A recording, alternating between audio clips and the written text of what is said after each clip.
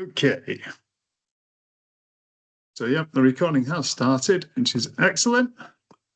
As I say, good afternoon to you all as you're all coming in. Please don't feel the need to come on the camera. I will be showing my screen as I go through a presentation for you all anyway. As I say, don't be upset that I've muted you. Please do feel free to add any questions as we're going along into the chat. I'll pick up any questions at the end rather than dealing with them as I'm going through the presentation. As I say, please feel free to add that in. Okie dokie. Right, let's get started with sharing my screen.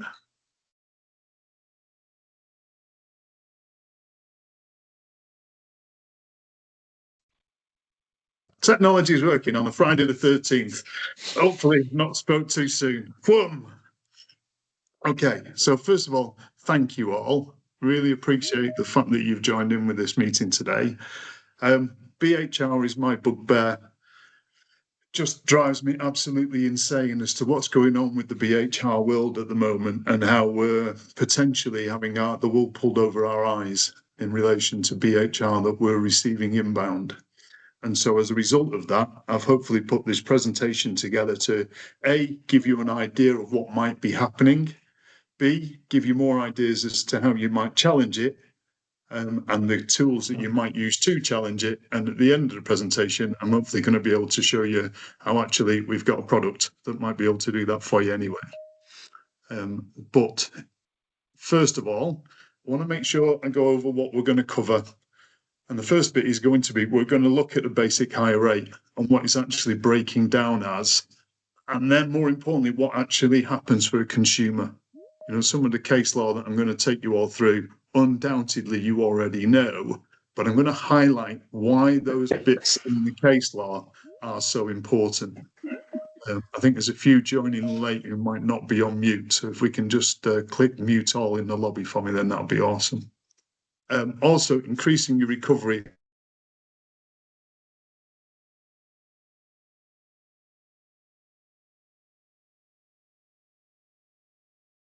You've gone mute now.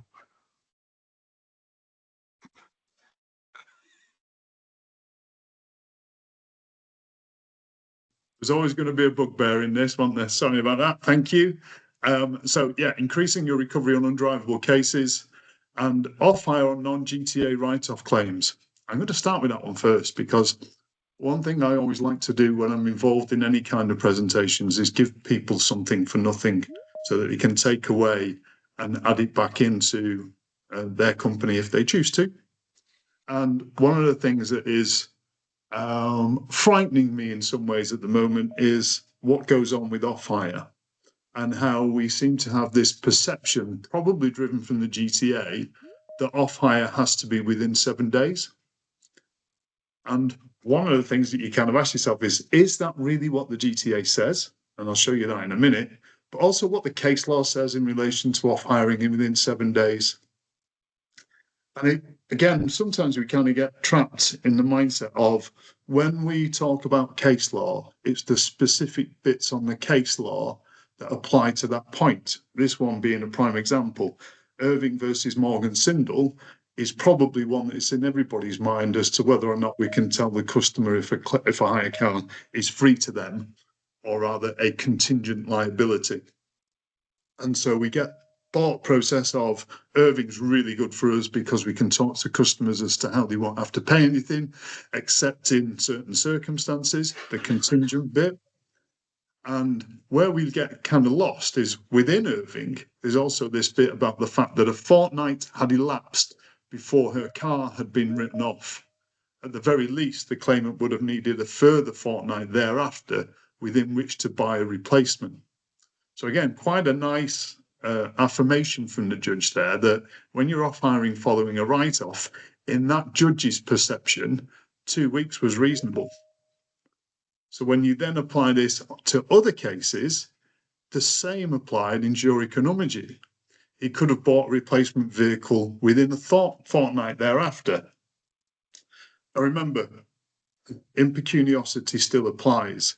So when we talk about jury economy, we often think about the fact that impecuniosity, northern word being skint, So when a customer is skint, how quick they should, or not skint, how quick they should stop hiring a vehicle. And in Umaji, it was 2 weeks he could have bought a car afterwards. Not that dissimilar in Putter and RSA. So in any event where the vehicle was repairable at modest cost, 15 days was a reasonable period of time for the claimant to allow the defendant's insurer to indicate whether they wish to arrange their own inspection. So again, kind of reaffirming that it's more than 7 days here. As I said to you, we all seem to be trapped within the GTA rules, and the GTA rules at 4.14 highlighting that it's 5 working days from receipt of the write-off check. I say the write-off check, old school, and the write-off value that's been received by backs into the customer. So when we're in this kind of mindset, we go, 5 working days equates to 7 days. Customer are told they only get 7 days. Whereas actually, we're in this position where a case law says potentially up to 14 days. And the GTA, when you read into 4.14, is it's 5 working days unless. And the unless is there is a real need by that customer, and you should speak to the third-party insurer to agree. So as much as I'm going to tell you all about BHR during the rest of this discussion, maybe think about there are scenarios where you don't have to off-hire after 7 days, 5 working days. And those scenarios, as an example, a prime example with what's going on with the NHS being in the news and their 3.3% pay rise, could be that you're working for the NHS, you've got 5 straight days of night working, you're on 12-hour shifts, and those 12-hour shifts mean you've not got the time to get out and try and buy a new car during a working day. Might be a prime example for why the customer should be in a vehicle for longer. And remember, one of the things that we kind of forget that is right at the heart of what we do is we look after people. And as much as I get tied up in all the legal parts and the first response team get tied up in speaking to customers to establish liability, and the hire team, the on-hire team might spend all this time thinking about all the extra bits that they have to do to follow the tasks to check in, and the settlement team might be thinking about how they argue the claim. But really, each one of us in each step looks after that customer.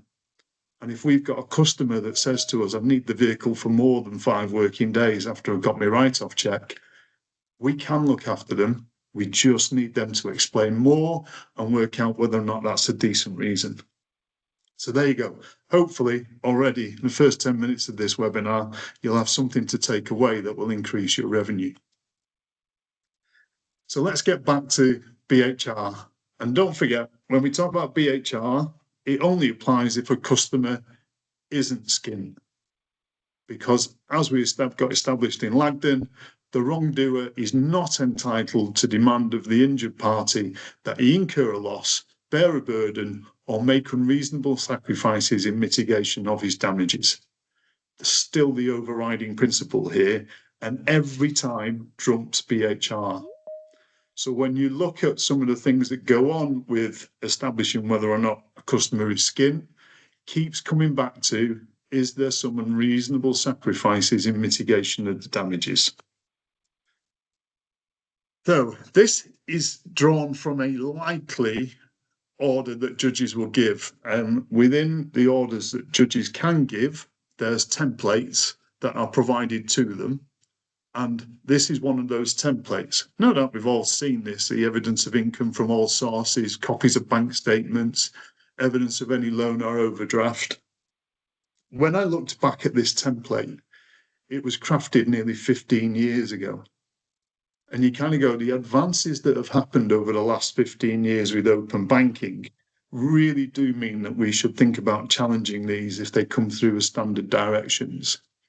Because now with the credit reports that are provided by firms like Izagi, Experian, Direct ID, or the iteration that they are now, all actually provide some evidence to support that the customer is skint based on their total headroom. And when you think about total headroom, I'm going to keep coming back to this and how it applies to the total heads of claim.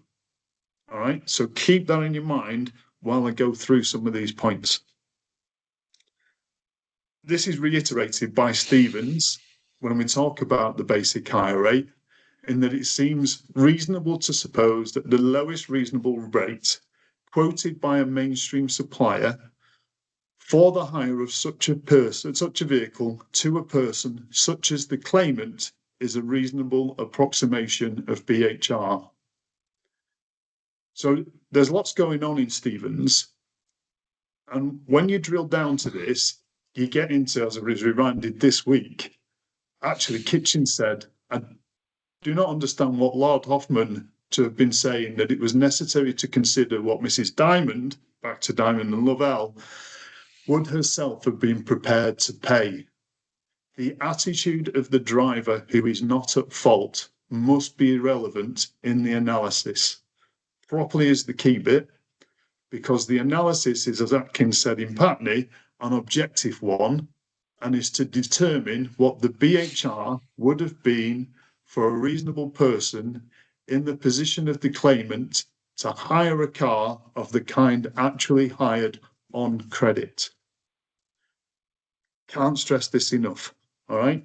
This attitude of the driver who is not at fault must be irrelevant in the analysis is a really important point on this. So, why is it important? Well, it's because I'm going to show you what happens for a customer. And for that customer, does the date you make the inquiry really matter? And then thinking about what the true terms of hire are. And then I'm going to take you through some data that we've looked at that's going to show you that undrivable rates, I've put 13% as an increase on undrivable rates. When we actually got the data through, sometimes it's considerably more, possibly up to 263%. You kind of go, whoa, that blows my mind. I'll show you why.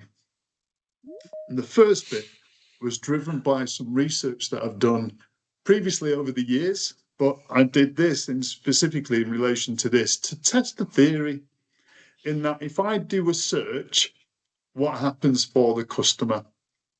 So on the 4th of February, I searched for cars and I put into the Avis website, Bolton. The Avis website came up and said that the nearest addresses for them are Manchester Trafford Park, Manchester Airport, Preston, or Liverpool Airport. They're the list that comes up. As a consumer, I've got to select one. I don't get told about the others, which is a crazy point, and I'll highlight why it's crazy in a minute. I went on to start with and did Manchester Airport, and I thought, oh my word, have I got this wrong? Because I attempted to book 2 days ahead. And the reason I chose 2 days ahead is because the majority of data that's returned to comparison websites, BHR providers at the moment, is booked 48 hours in advance. And the reason it's booked 48 hours in advance is because there's a significant reduction in availability if you go inside of 48 hours. So for the comparators, when we're trying to produce evidence to show us what that lowest rate should be in their mind, they will look at what they do, and they can only set certain parameters around what they're actually intending to try and get. Because when you book it on the day, you're going to get a different price. Now, bizarrely, when I did this on the day, on the 4th of February, there on the right-hand side of the screen, it's £5 a day less. And I thought, bloody hell, I wasn't expecting that. It turns out this happens on rare occasions, but it can happen. But you'll see underneath that I've gone down from 28 cars being available to 21 cars being available. That means that 7 have disappeared, which is crazy. And you're like, oh, okay, what happened there? So I looked into this a bit further. And what I did was choose the nearest one to Bolton with a 2-day hire start. And the nearest one to Bolton is Trafford Park. The next nearest is Preston. And this is where it is really key when you look back at Stevens as to what the consumer is actually told. Because the lowest vehicle available in Manchester Trafford Park was a Fiat 500 and it was £20.64. The Vauxhall Corsa in Preston was the lowest vehicle and it was £21.69. So instantly, I've got this pound a day difference. Now, it's only because I deliberately looked at both branches that I knew the price. If I'm a consumer, I wouldn't know about Preston. It's really key when you then think about, I twisted this and then put it to do it with the same day. And what I got was, it was going to cost me £2.50 more per day in Manchester, Trafford Park, or £2.74 per day more in Preston. And you kind of go, okay, that is more likely what I was expecting. As a consumer, and I can't stress this enough, the consumer will only know the nearest branch. So the first thing to check when you get any BHR evidence in from a defendant is to check that they have quoted the nearest branch. And if they haven't quoted the nearest branch, why is that? Is it because it's one of the 7 vehicle categories that weren't available? Or was it because it's a cheaper rate if you go somewhere else? You then have to think about the true terms. And the true terms is a funny one because the judge was quite critical of this in Bunting, and a nitpicking challenge to the judge's findings of fact, best exemplified by the fact that one of the grounds seeking to attract the use of weekly rates for the finals days hire was a mere £24. Is this nitpicking? £2.50 a day sounds like nitpicking. £2.50 a day is more than 10%. Over 20 days, that's quite considerable. I'm now not nitpicking. So explaining through evidence that the nearest branch to the customer has not been selected, you can show it by just checking on that postcode checker within whichever company the defendant has shown which is the nearest branch, and then question them on why they have not chosen the nearest branch. What are their parameters of the search? Because as I start to see lower and lower BHR, I ask myself, why is this?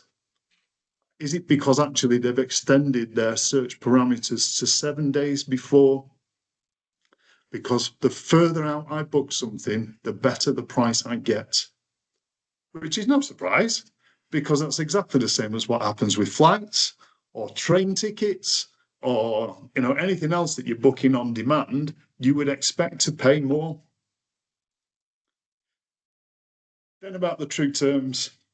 And again, what I see handlers doing on a regular basis is getting the BHR evidence in, checking that it does meet with some of the parameters that we know about, i.e., is it the lowest available vehicle in the claimant's locality? Yes, it is. Is it a like for like? Yes, it is. Then I should just accept it.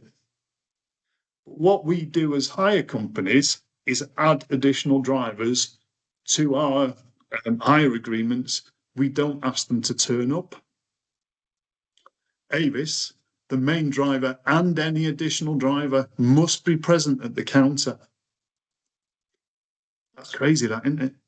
If you think, normally, if I'm going to hire a car, for me, it's while I'm on holiday, my wife will be at my side, and we will both be signing as additional drivers.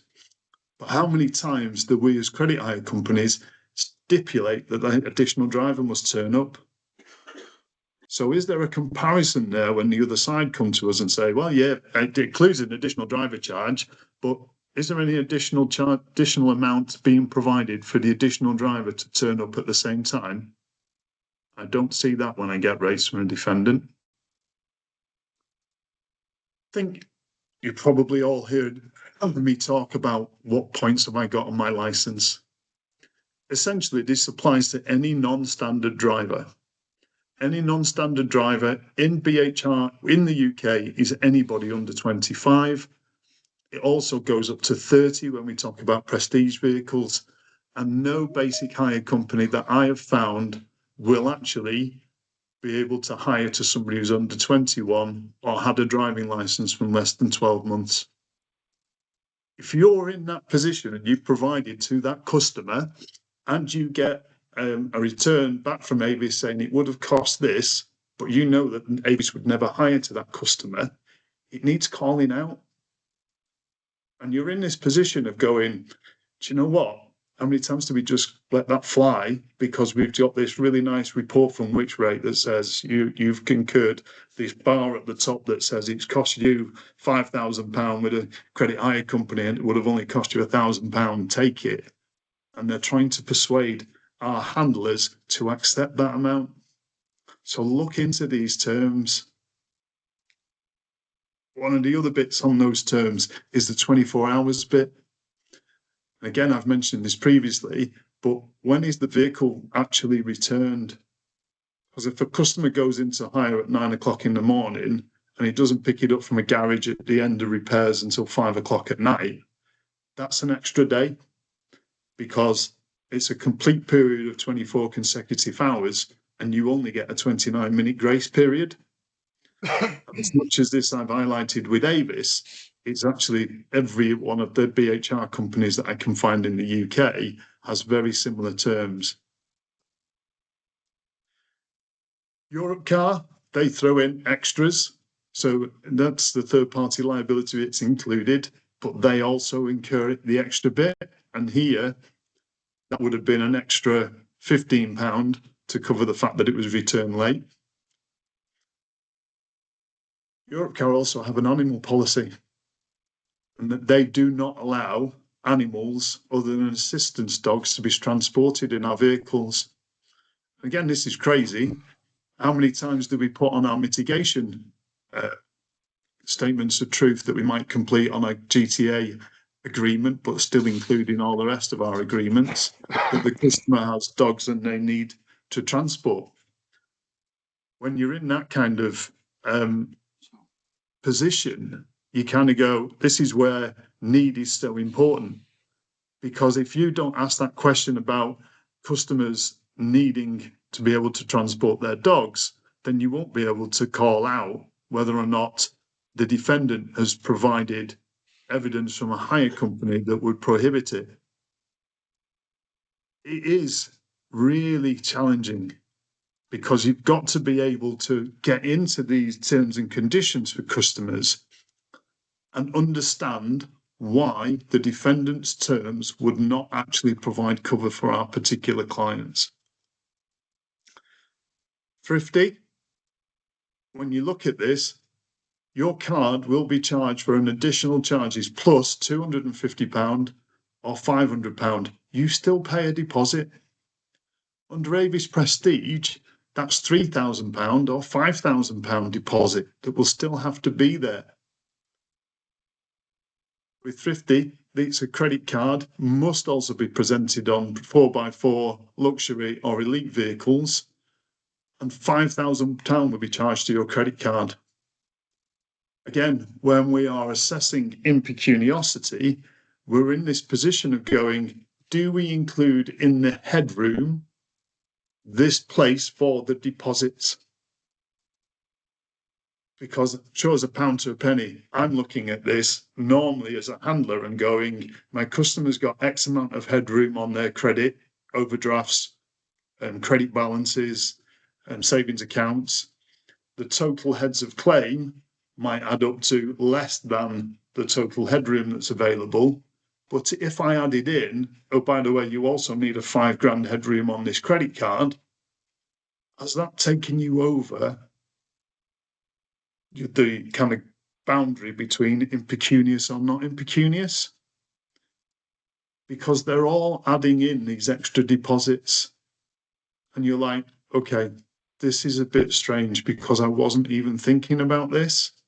But where a deposit is still going to be taken, or rather cleared on the credit card, if you don't have that headroom, you can't hire that vehicle. Crazy this, isn't it? You know, when you think about it and you think about some of those reports that we get, you're kind of like, yeah, it looks so straightforward because I've got these screenshots that show me how much it would cost. And therefore, I just apply that and go, yes, we're at risk, or no, we're not at risk. So it is, really important that we dig into this. And just a reminder of what McBride says. In cases where the mainstream or reputable local hire companies in relation to which BHR evidence is obtained do quote for a nil excess, it should not be necessary to engage in the separate assessment exercise for collision damage waiver.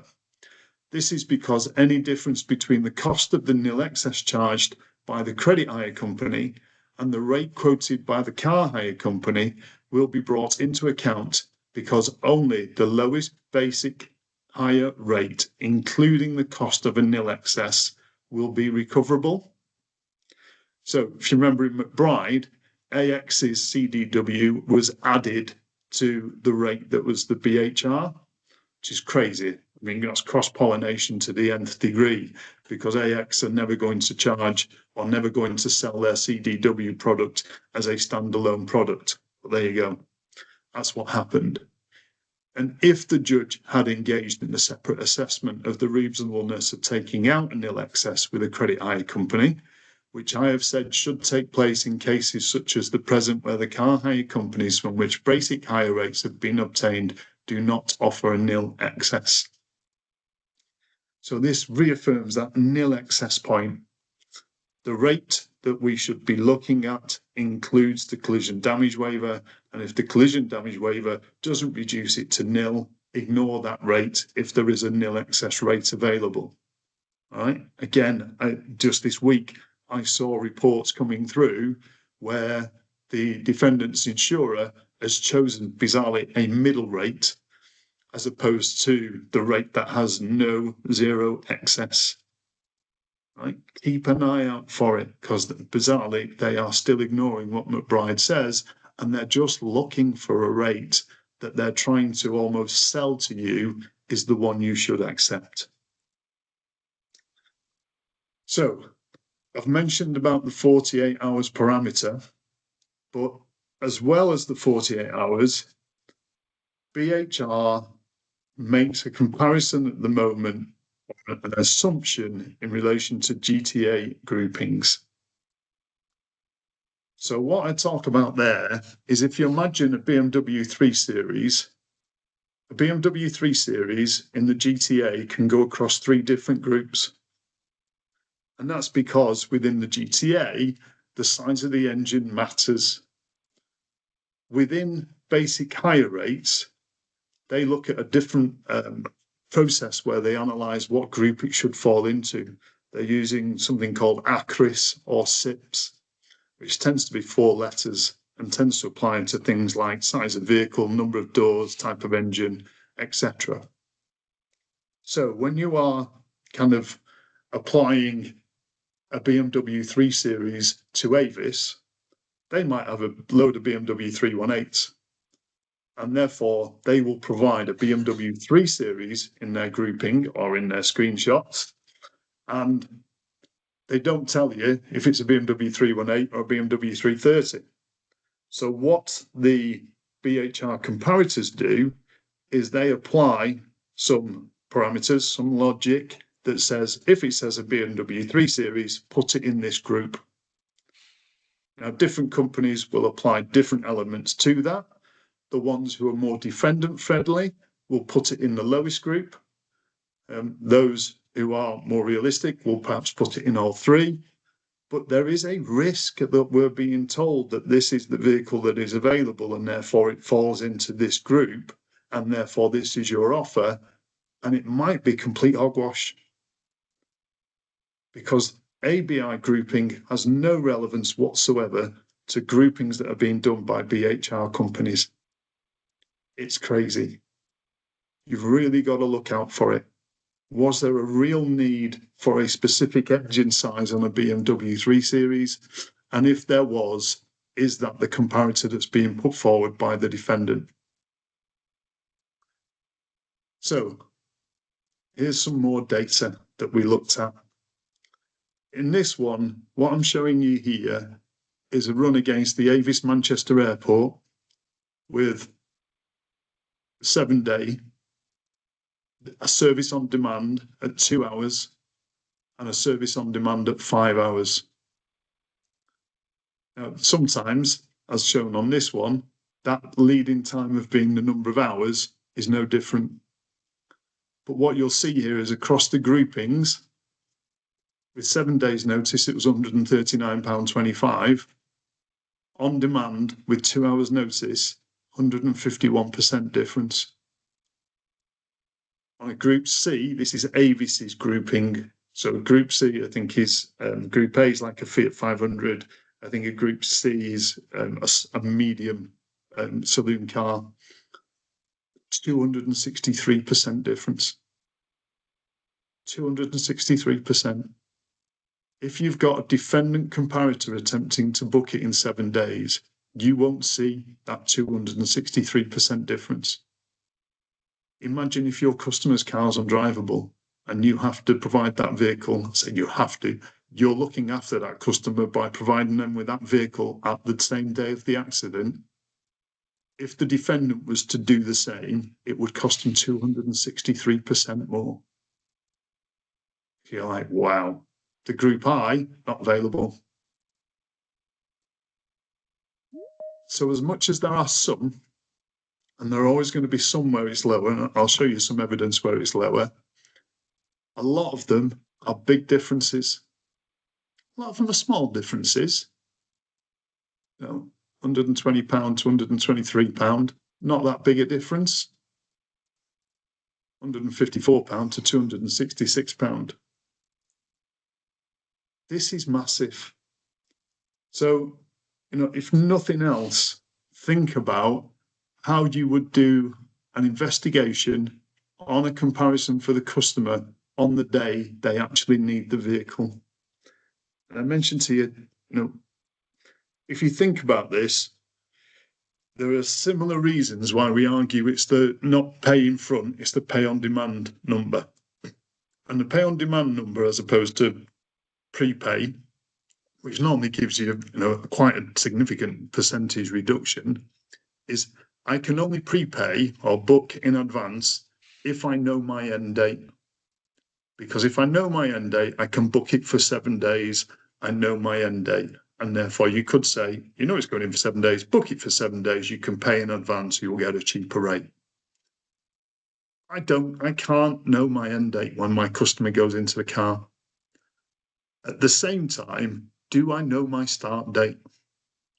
Because I've given you the undrivable example, but arguably this is exactly the same on a drivable, because I don't know, and you guys, you know, as handlers will probably experienced the number of times a garage says, oh, it's booked in for next Wednesday. Next Tuesday comes, I'm going to have to push your customer back. It's going to start next Friday. You know, it depends all the time, you know, outside of our world. You know, you put your car in for a service and the garage rings you up and says, I'm really sorry, mechanic's not in today. Can I push it back to next week? So arguably, you know, the onus on BHR is for the defendant to produce the evidence to show that the claimant had an alternative and hasn't chosen the cheaper alternative. But that cheaper alternative was only known on the day. So if I was in this position of challenging the defendant every time they produce their evidence as to what their parameters are, and here's my evidence to show that this customer had the only option available to this customer was this one, you're going to see an increase in your revenue. And that increase, depending on your group or your vehicle, could be 263%. It might, I think it's my next one, be 17.5% less. So it, you know, in some ways, this makes it more genuine for me. You know, Enterprise Manchester on this comparison, you know, you've got two categories of vehicles there. 8.7% lower on a large premium auto, 17.8% lower on a premium auto, everything else pretty much 15%, except the SUVs, which is 26.5%. This is why we're being hoodwinked. this service on demand, the request on demand, is why we're being hoodwinked. And the more we let defendants just produce their evidence based on their parameters that they're not telling us, because there's nowhere in these statements that say, this is what we did, these were our parameters, this is how we've applied the grouping, this is the nearest branch to the customer, this is why the nearest branch wasn't selected. Another example, Europe car, 191% difference. So what would I do if I'm sat there, or what can I do? I could have a member of staff every morning looking at my vehicles out today, and I could get them to run every single screenshot. I would get data back that would support these increases. I can't stress to you enough how much of a value this is going to provide to you when the customer's not skin. And I appreciate this is outside of GTA and outside of protocol claims, so it might be a real small percentage of claims, or it might be you're not in the GTA and you don't have any protocols, and you might adopt this slightly different approach, and all of a sudden you're going to see your revenue go through the roof. There is an alternative. Of course, remembering everything that I've said and reproducing this, and this is the bit where you don't get anything for free, guys. So thank you for joining me on this webinar. I'll show you a product. And no doubt you've all seen in some, or certainly heard of the BHR Compare product, which, to be fair, has some of those problems with it I've already identified that these products have. But the BHR Compare product, and we're going to give you this for a free trial. Barry will send you all an email, unless you object to receiving an email from Barry, but Barry will send you all an email with an opportunity to try this for free. You'd put in your postcode and you give your lead time in hours, okay? So you'll see that this video is taking you through putting in different postcodes, different lead times. You click your search button, and it is as simple as this. You could just have somebody putting these postcodes in, exactly like this. There is an API alternative where your system could speak to the BHR Compare system. You'll then see from your login on BHR Compare that it's running this.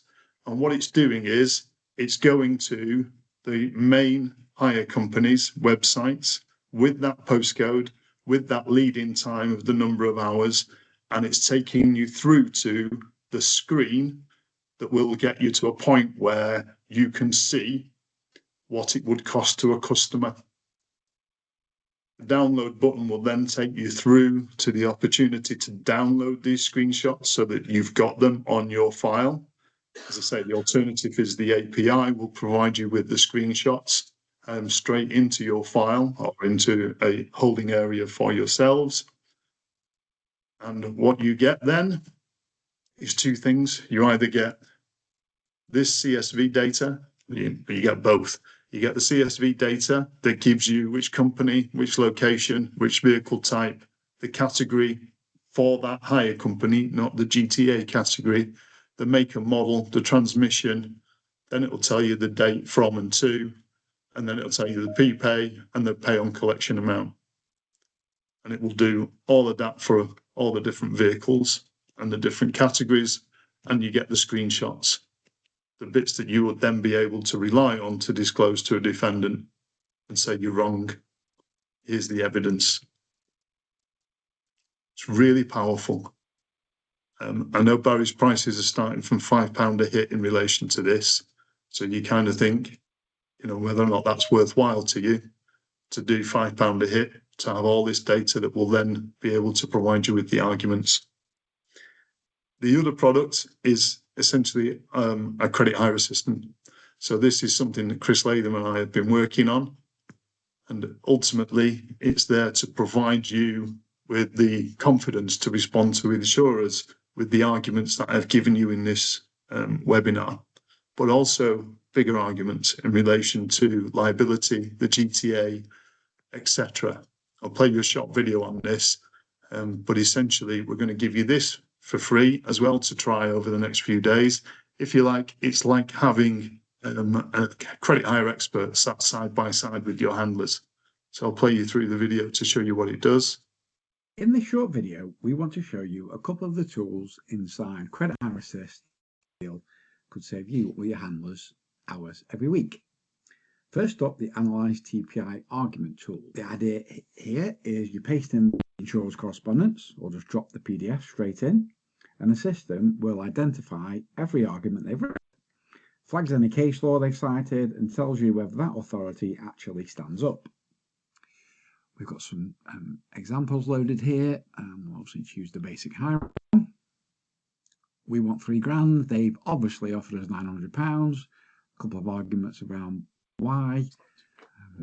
Now, you've got the option here to ask a specific question, or we can just analyse the correspondence. Now, as it's analysed, there is no hallucinations, no made-up citations, and every case referenced has been checked.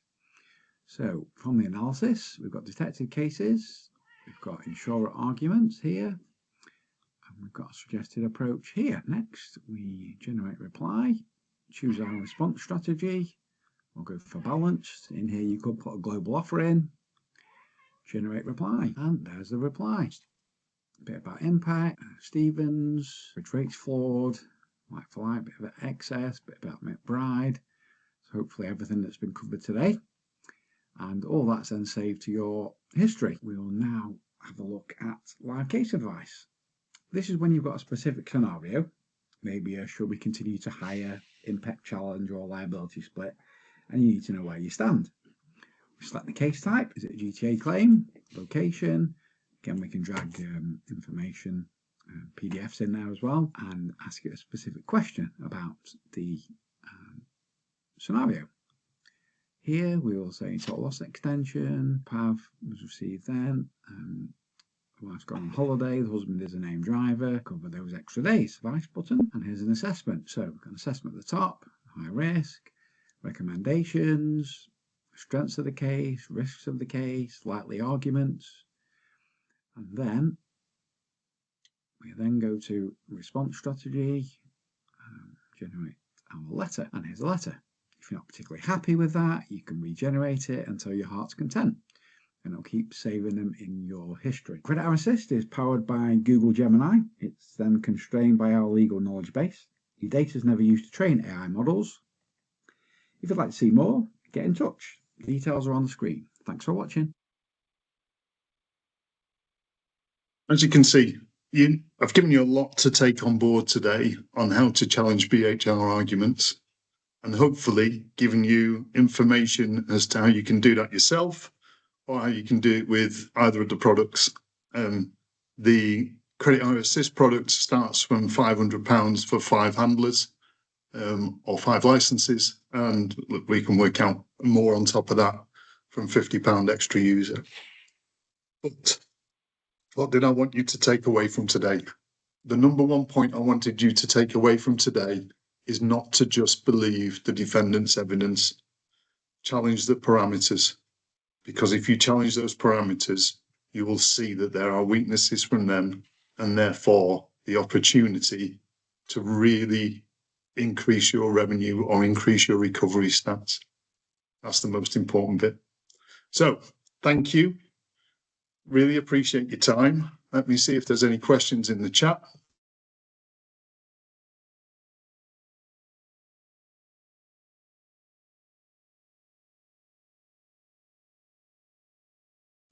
No questions. Please feel free to reach out if you do have any questions. We're here for you. We really, rather support you through arguing defendants' rubbish BHR evidence than not. As I said, you'll all get an invite to test any of the products that we've mentioned today. In that respect, please keep an eye out on your junk folder. Yes, in relation to motorbikes, we don't unfortunately have BHR for motorbikes, but the assistant does help in relation to motorcycle liability arguments and how to argue BHR from the defendants in relation to motorbikes. So I hope that helps you, Faye. Okay. Thank you. It's great to see you all. I will hopefully see you all soon. As I said, do reach out if you want to chat about anything that we've said. And I hope you like the freebies, because ultimately, you know, who wants to spend a Friday lunchtime with me if you don't get something for free? All right, guys, take Thank you care. very much. See you. Cheers, Thanks Craig. very much. Brilliant. Cheers. Thank Thank you. Bye. Thank you. Bye-bye. Thank you.